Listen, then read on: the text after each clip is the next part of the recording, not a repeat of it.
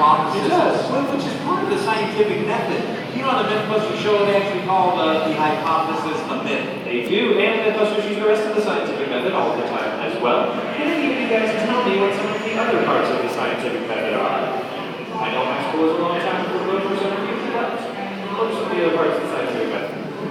What's the really fun part we're going to do with that later? The testing, the experiment, absolutely. After that, we gather our data and we come to a conclusion. Exactly. Now, I noticed that not everybody raised their hand when we asked them about the paintball, and that's because somebody there was saying, well, maybe you can, maybe you can't. So who's my maybe thinker? Who is that? You are. You said you would. Okay, I'll come back to you. If you want to tell me why you said maybe? Do you have any idea? So good.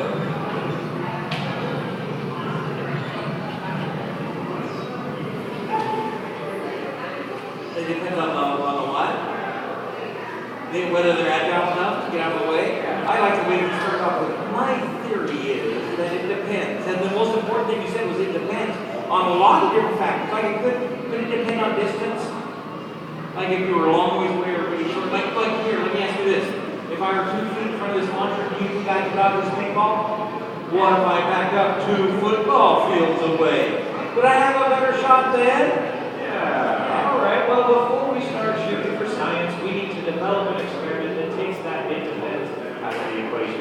In the scientific world, this is known as controlling your variables. So we control most of our variables right here with our paintball launcher. It always fires at exactly the same speed, 250 feet per second. Now that's equivalent to 170 miles per hour, so that's not too bad, is it? Now, it is mounted to the stage right here, exactly 25 feet away from our target, and we have one final control. We have a time delay, so we can fire anywhere from 0 to 1 full second after we press the button. This allows us to simulate launching from longer distances. Hey, can I simulate? Absolutely. Okay. If we want to give someone just 25 feet of reactive distance, which is exactly how far this is, 25 feet, it'd only give them 0.1 second to get out of the way.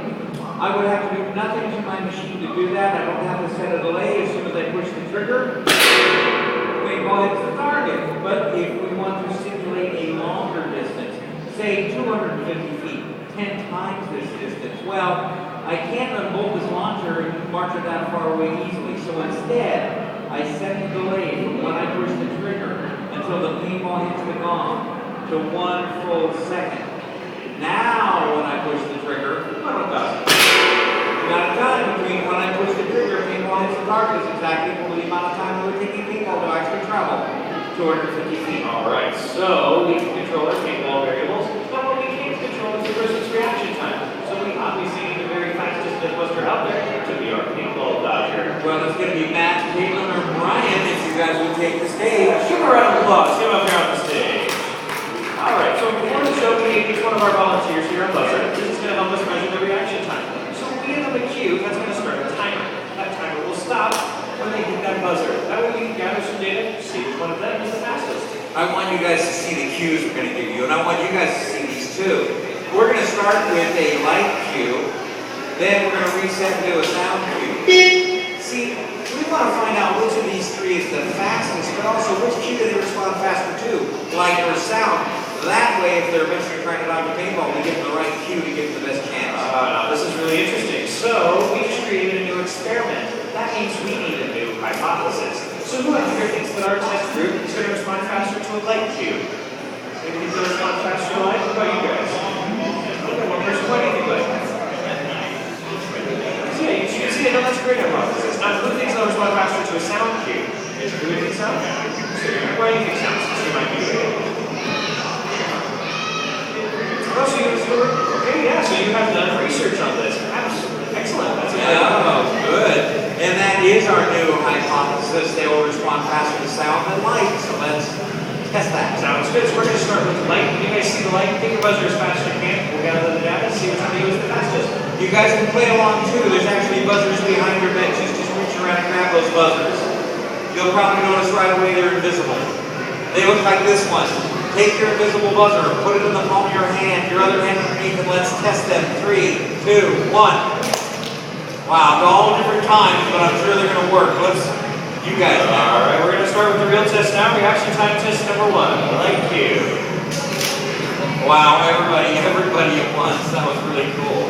Hey, Nate, what were our results? Well, it looks like Brian was our fastest with a 0.45-second reaction. The overall group average this time was 0.5. That's pretty good for a light cue. I've got to set up for sound. Well, let's do that. Reaction time test number 2, sound cue. Yeah, everybody exactly the same time again. And our results?